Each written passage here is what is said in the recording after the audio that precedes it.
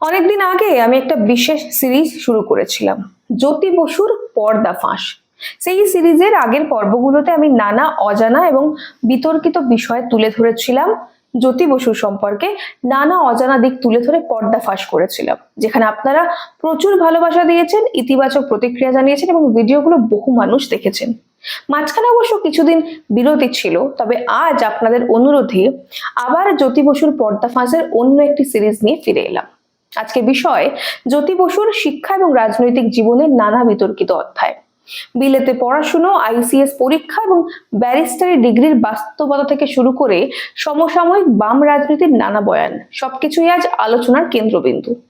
এছাড়া 1964 সালে communist party বিভাজনের প্রেক্ষাপটে তার রাজনৈতিক অবস্থান এবং দল বদলের সিদ্ধান্ত নিয়ে গভীর রাজনৈতিক হিসেব নিকাশের অভিযোগ ওঠে। সেই সমস্ত তথ্য ও দলিল আজ আপনাদের সামনে সরাসরি তুলে ধরবো। চলুন তথ্যের ভিত্তিতে আবারও করব জ্যোতি বসুর পর্দাফাঁস। নমস্কার, আমি স্বাতি, মাধ্যম ইউটিউব চ্যানেলের আরো একটি ভিডিওতে আপনাদের স্বাগত জানাই। জ্যোতি বসুর প্রারম্ভিক জীবনের দিকে নজর দিলে দেখতে পাবেন এক চরম বৈপরীত্য। একদিকে সাধারণ মানুষের অধিকারের বুলি, আর অন্যদিকে বাবার বিপুল অর্থে বিলেতে বিলাসবহুল জীবনযাপন। 1935 সালে তাকে লন্ডনে পাঠানো হয়েছিল আইসিএস পরীক্ষার প্রস্তুতি নিতে। সেখানে তাকে পাশ করানোর জন্য পরিবারের অগাধ টাকা ঢেলে লন্ডনের সবচেয়ে দামি গৃহশিক্ষকদের ব্যবস্থা করা হয়। সাধারণ মানুষের জন্য যা ছিল কল্পনাতীত, সেই সুযোগ পেয়েও তিনি একের পর এক পরীক্ষায় চূড়ান্তভাবে ব্যর্থ হন। আইসিএস পরীক্ষায় বারবার মুখ থুবড়ে পড়ার পর বেছে নেওয়া হয় ব্যারিস্টারি, কিন্তু সেখানেও একই ব্যর্থতার পুনরাবৃত্তি। দীর্ঘ সময় ধরে পরিবারের টাকা নষ্ট করার পর মিডল টেম্পল থেকে শেষ পর্যন্ত তিনি ডিগ্রিটি জোগাড় করেন, কোনো রকমে জোগাড় করেন। রাজনৈতিক বিরোধীদের মতে মেধার ঘাটতিকে আড়াল করতে বাবার অর্থবলই ছিল তার একমাত্র সম্বল। বিলেতে সেই আরামদায়ক ব্যর্থতার অধ্যায়টিকে পরবর্তীতে বামপন্থী মহলে এক কাল্পনিক ত্যাগের মোড়কে মুড়ে বারবার উপস্থাপন করার চেষ্টা চালানো হয়েছে। আদতে এক বিশাল প্রচার, সর্বস্ব ধাপ্পাবাজি ছাড়ার কিছুই নয়। জ্যোতি বসু সম্পর্কে সিদ্ধার্থ শঙ্কর রায় 1992-93 সালে দেশ পত্রিকায় একটি লেখা লেখেন। সেখানে তিনি বলেন, জ্যোতি বসু বিলেতে যান আইসিএস দিতে এবং ওখানে লন্ডনের সেরা প্রাইভেট টিউটর দেওয়া হয় তার জন্য। সিদ্ধার্থবাবু লেখেন, জ্যোতিবাবুর শিক্ষার পেছনে যত টাকা খরচ হয় সেই টাকায় আমাদের দেশের 100 ছাত্রকে পড়ানো যেত, কিন্তু 4 বার পরীক্ষা দিয়েও পাশ করতে পারেননি তিনি। এরপর ব্যারিস্টারি বেছে নেন, সেখানেও 4 বার ফেল করে 6 বছরের ছোট সিদ্ধার্থ রায়ের সঙ্গে পাশ করেন। আর তাই সিদ্ধার্থবাবু 6 বছরের ছোট হয়েও ওনাকে জ্যোতি দাদা না বলে জ্যোতি বলতেন। তা দেশে ফিরে জ্যোতি বসু কি করেন? দেশে ফিরে জ্যোতি বসু কমিউনিস্ট পার্টিতে যোগদান করেন। জ্যোতি বসু শুধু বড় লোকের বিগড়ে যাওয়া সন্তানই ছিলেন তা নয়, কমিউনিস্ট দলে যোগদান করার পর বামেদের নানা অনৈতিক কাজকেও তিনি বারংবার সমর্থন করে গেছেন। 1941 সালে নাৎসি জার্মানি সোভিয়েত ইউনিয়ন আক্রমণ করার পর মস্কোর এক নির্দেশে কমিউনিস্টদের কাছে রাতারাতি পুরো যুদ্ধের চরিত্র বদলে যায়। স্বাধীনতা সংগ্রামকে পাশে সরিয়ে রেখে তারা ব্রিটিশদের যুদ্ধ প্রচেষ্টাকে জনযুদ্ধ বা পিপলস ওয়ার নাম দিয়ে ঔপনিবেশিক শাসকদের সঙ্গে সরাসরি সুবিধেবাদী আঁতাত করে তোলে। এর প্রত্যক্ষ ফল দেখা যায় 1942 সালে। মহাত্মা গান্ধী যখন ভারত ছাড়ো আন্দোলনের ডাক দিলেন এবং গোটা দেশ সেই ডাকে ঝাঁপিয়ে পড়লো এবং ব্রিটিশদের বিরুদ্ধে মরণপণ লড়াইয়ের রাস্তায় নামলো, ঠিক তখনই জ্যোতি বসু এবং তার দলের নেতারা সেই ঐতিহাসিক গণ আন্দোলনের সরাসরি বিরোধিতা করলেন। বিলেত ফেরত জ্যোতি বসু তখন কমিউনিস্ট পার্টির সক্রিয় নেতা হিসেবে ব্রিটিশ তোষণের সেই পার্টি লাইন বাস্তবায়নে নামেন এবং স্বাধীনতা সংগ্রামীদের আন্দোলনকে খাটো করার প্রক্রিয়ায় সামিল হন। এর চেয়েও বড় কলঙ্কিত অধ্যায় ছিল স্বয়ং বীর বিপ্লবী নেতাজি সুভাষচন্দ্র বসুর প্রতি তাদের লাগাতার বিদ্বেষমূলক আক্রমণ। নেতাজি যখন আজাদ হিন্দ ফৌজ নিয়ে ব্রিটিশ শক্তির ভিত নাড়িয়ে দিচ্ছেন, তখন মস্কোর নির্দেশে পিসি যোশীদের সঙ্গে কাঁধে কাঁধ মিলিয়ে পার্টি মুখপত্রে নেতাজির বিরুদ্ধে নজিরবিহীন কুৎসা চালায় এই জ্যোতি বসু এবং তার দলবল। নেতাজিকে ফ্যাসিস্টদের দালাল, তোজর পোষা কুকুর কিংবা বিশ্বাসঘাতক বলে ব্যঙ্গচিত্র আঁকা এবং গালাগালি দেওয়ার সেই চরম ঘৃণ্য অপপ্রচারের পুরো প্রক্রিয়ায় জ্যোতি বসু পার্টির একনিষ্ঠ ক্যাডার হিসেবে নিঃশব্দে সমর্থন দিয়ে গেছেন এবং সেই লাইনেরই অংশ ছিলেন। এখানেই শেষ নয়। স্বাধীনতার প্রাক্কালে মুসলিম লীগের স্বাধিকারের দাবির পক্ষে দাঁড়িয়ে তৎকালীন কমিউনিস্ট নেতৃত্ব অবিভক্ত বাংলা তথা সমগ্র পশ্চিমবঙ্গে কার্যত পাকিস্তান কাঠামোর অন্তর্ভুক্ত করার এক বিপজ্জনক ফর্মুলাকে রাজনৈতিকভাবে মদত দেয়। পিসি যোশীদের সেই বিচ্ছিন্নতাবাদী অবস্থানের সঙ্গে যুক্ত থেকে জ্যোতি বসুরাও জাতীয় স্বার্থ এবং দেশের অখণ্ডতাকে বিদেশি প্রভুদের নির্দেশের সামনে বিসর্জন দেওয়ার খেলায় মেতেছিলেন, যা ছিল তার রাজনৈতিক জীবনের অন্যতম চরম সুবিধাবাদী অধ্যায়। এরপর 1946 সালের 16ই আগস্টের ডিরেক্ট অ্যাকশনের ভয়াবহ রক্তপাত জ্যোতি বসুর তাত্ত্বিক রাজনীতি এবং সুবিধাবাদী হিসাব নিকাশকে চুরমার করে দেয়। এতদিন ধরে পিসি যোশীদের সুরে সুর মিলিয়ে যে মুসলিম তোষণ আর পাকিস্তান দাবির পরোক্ষ মদতের রাজনীতিতে জ্যোতি বসু সামিল ছিলেন, কলকাতার রাজপথে হাজার হাজার নিরীহ মানুষের লাশের স্তূপ দেখে সেই মোহ তার ভেঙে যায়। দাঙ্গার সেই নৃশংস চেহারা সচক্ষে দেখার পর জ্যোতি বসু বুঝতে পেরেছিলেন, পশ্চিমবঙ্গ যদি পাকিস্তানের মধ্যে চলে যায় তাহলে কমিউনিস্টদের অস্তিত্ব, লাল ঝান্ডা এবং তার নিজের রাজনৈতিক ভবিষ্যৎ সবকিছু এক নিমেষে ধূলিসাৎ হয়ে যাবে। কাজেই ব্যক্তিগত এবং রাজনৈতিক অস্তিত্ব টিকিয়ে রাখার তাগিদের মুহূর্তের মধ্যে ভোল পাল্টে ফেলেন জ্যোতি বসু। যে ডক্টর শ্যামাপ্রসাদ মুখোপাধ্যায়কে এতদিন বুর্জোয়া ও প্রতিক্রিয়াশীল আখ্যা দিয়ে আক্রমণ করা হতো, বারবার আক্রমণ করা হতো, তারই তৈরি করা ঐতিহাসিক ফর্মুলাকে নিঃশব্দে মেনে নিতে বাধ্য হন তিনি। ডক্টর শ্যামাপ্রসাদ যখন গর্জে উঠে পশ্চিমবঙ্গের হিন্দুদের জন্য নিরাপদ ভূমি গঠনের লক্ষ্যে বাংলা ভাগের ডাক দিয়েছিলেন, তখন পরিস্থিতি চাপে পড়ে জ্যোতি বসু নিজের অবস্থান থেকে সরে আসেন এবং ইউ টার্ন নেন। 1947 সালে 20শে জুন যখন বঙ্গীয় আইনসভায় দাঁড়িয়ে জ্যোতি বসু ডক্টর শ্যামাপ্রসাদের সেই বাংলা ভাগের প্রস্তাবের পক্ষেই কিন্তু হাত তুলে ভোট দেন। আদর্শের বুলি আওড়ে শেষ পর্যন্ত নিজের রাজনৈতিক জমি বাঁচাতে ডক্টর শ্যামাপ্রসাদের লাইনে আত্মসমর্পণ করা ছিল জ্যোতি বসুর জীবনের অন্যতম এক চূড়ান্ত সুবিধাবাদী পাল্টিবাজি রাজনীতির পরিচয়। দেশভাগের পর জ্যোতি বসুর ভূমিকা নিয়ে একটু আলোচনা করা যাক। দেশভাগের পর পূর্ববঙ্গ থেকে আসা লক্ষ লক্ষ ছিন্নমূল এবং বাস্তুহারা মানুষের হাহাকার আর ক্ষোভকে সরাসরি রাজনৈতিক অস্ত্র হিসেবে ব্যবহার করে শুরু করেন জ্যোতি বসু। ডক্টর বিধানচন্দ্র রায়ের মতো রূপকারকে ক্রমাগত বুর্জোয়াদের প্রতিনিধি বলে আক্রমণ করা এবং প্রফুল্লচন্দ্র সেনের মতো সৎ এবং নিষ্কলঙ্ক ব্যক্তিত্বকে চোর অপবাদ দিয়ে বাজার গরম করার নোংরা রাজনীতি শুরু করেন তিনি। এই লাগাতার কুৎসার উপর দাঁড়িয়ে 1967 সালে যুক্তফ্রন্টের সরকারের জ্যোতি বসু প্রথমবার উপমুখ্যমন্ত্রী এবং পুলিশ মন্ত্রী হয়ে ক্ষমতার স্বাদ পান।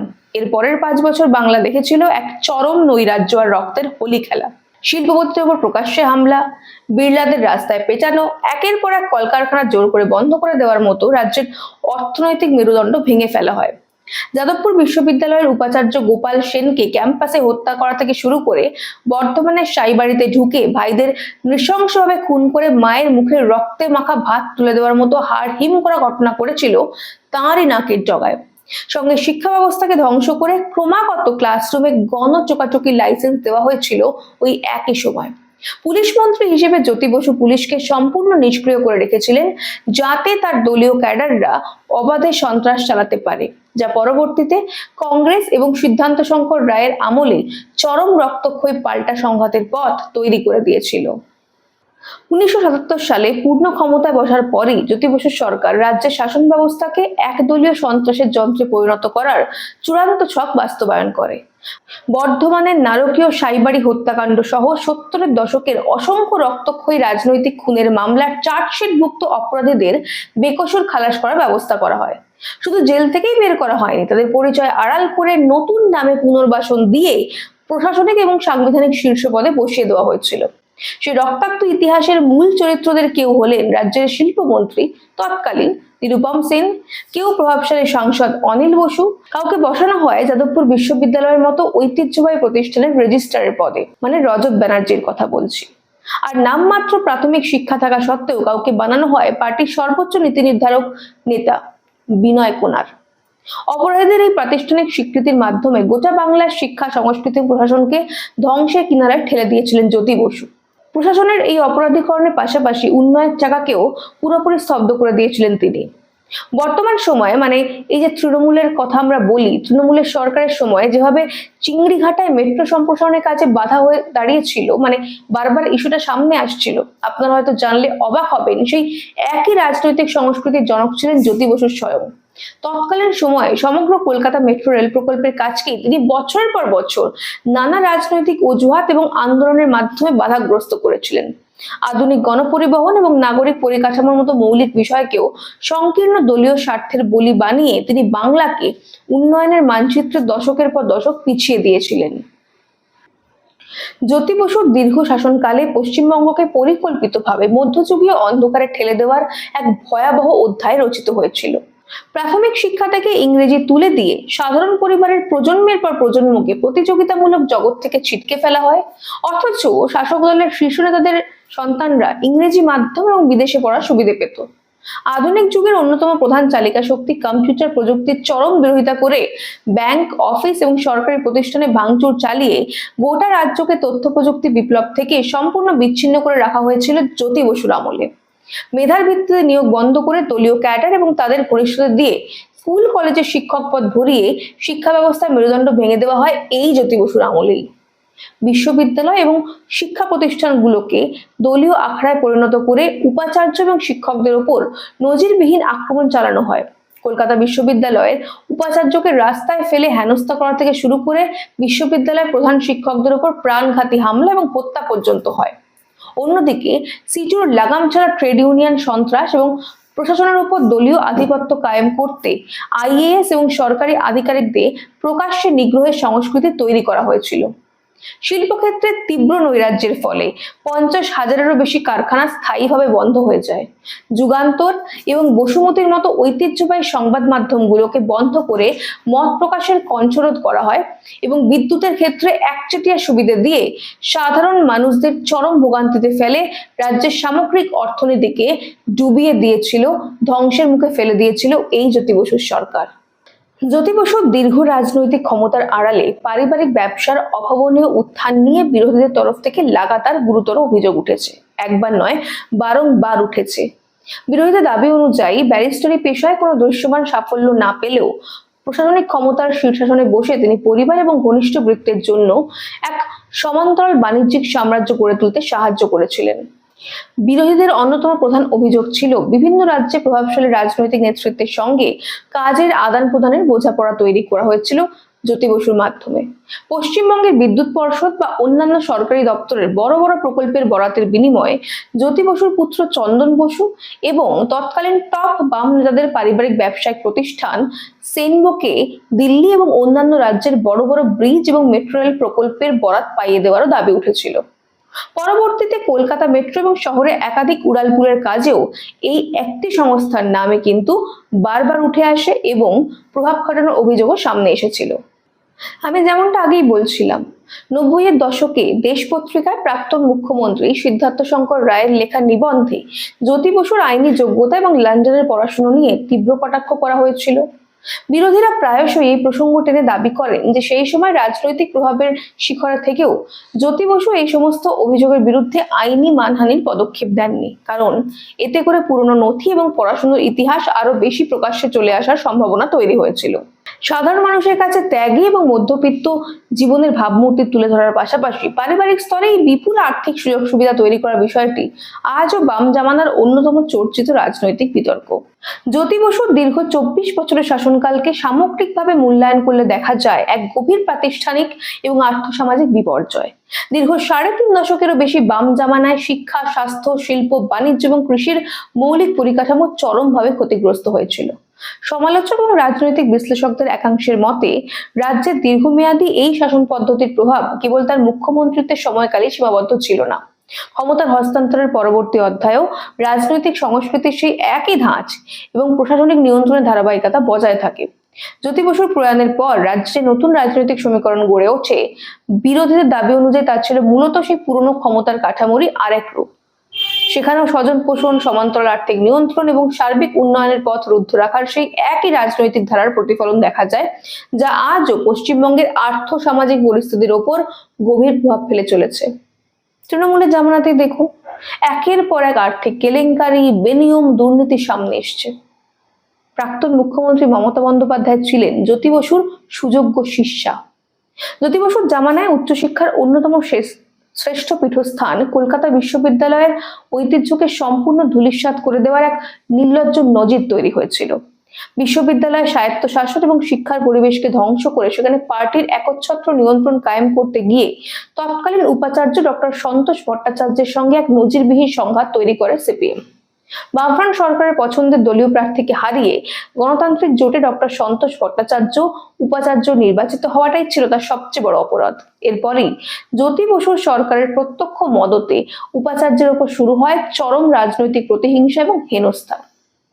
উপাচার্য যাতে স্বাধীনভাবে বিশ্ববিদ্যালয় পরিচালনা করতে না পারেন তার জন্য দিনের পর দিন একদম অ্যাডমিনিস্ট্রেটিভ লেভেলে অসহযোগিতা, দপ্তরে তালা ঝুলিয়ে দেওয়া, ঘেরাও এবং শারীরিকভাবে নিগ্রহ করার মতো বহু ঘটনা ঘটেছিল এবং যে ঘটনাগুলি ন্যাক্কারজনক এবং যা কাম্য নয়। দিনের পর দিন ক্লাস, পরীক্ষা এবং ফলাফল প্রকাশ বন্ধ রেখে উচ্চশিক্ষায় কার্যত ডকে তুলে দিয়েছিল। একজন বিশ্বখ্যাত শিক্ষাবিদকে চরম অপদস্থ করে এবং শিক্ষাঙ্গনে দলীয় মাৎসন্যায় কায়েম করে গোটা দেশের সামনে বাংলার ঐতিহ্যবাহী শিক্ষা ব্যবস্থার মুখ পুড়িয়েছিলেন জ্যোতি বসু এবং তাঁর দল।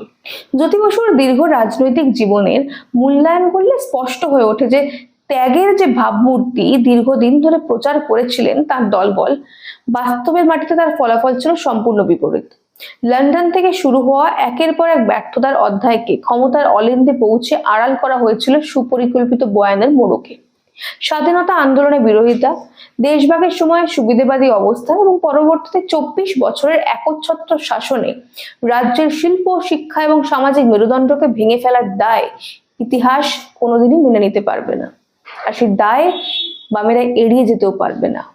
আদর্শের বুলি আওড়ে স্বজন পোষণকে প্রাতিষ্ঠানিক রূপ দেওয়া এবং বাংলাকে আধুনিক পৃথিবীর প্রতিযোগিতা থেকে পিছিয়ে দেওয়ার এই রাজনৈতিক সংকীর্ণতা, সেটাই ছিল বাম জামানার আসল রূপরেখা। আজ তথ্যের আলোয় সেই অতীতকে বিশ্লেষণ করলেই বোঝা যায় তথাকথিত লাল দুর্গের নিচে লুকিয়ে ছিল কেবল ক্ষমতার লোভ আর চরম সুবিধেবাদ। তথ্য সহ সবটাই তুলে ধরলাম আপনাদের সামনে। কেমন লাগলো আজকে জ্যোতি বসুর পর্দা ফাঁস এই এপিসোড জানান আমাদের কমেন্ট করে। আজ এই পর্যন্তই, দেখা হবে পরের একটি ভিডিওতে। ততক্ষণ পর্যন্ত সঙ্গে থাকুন, দেখতে থাকুন মাধ্যম।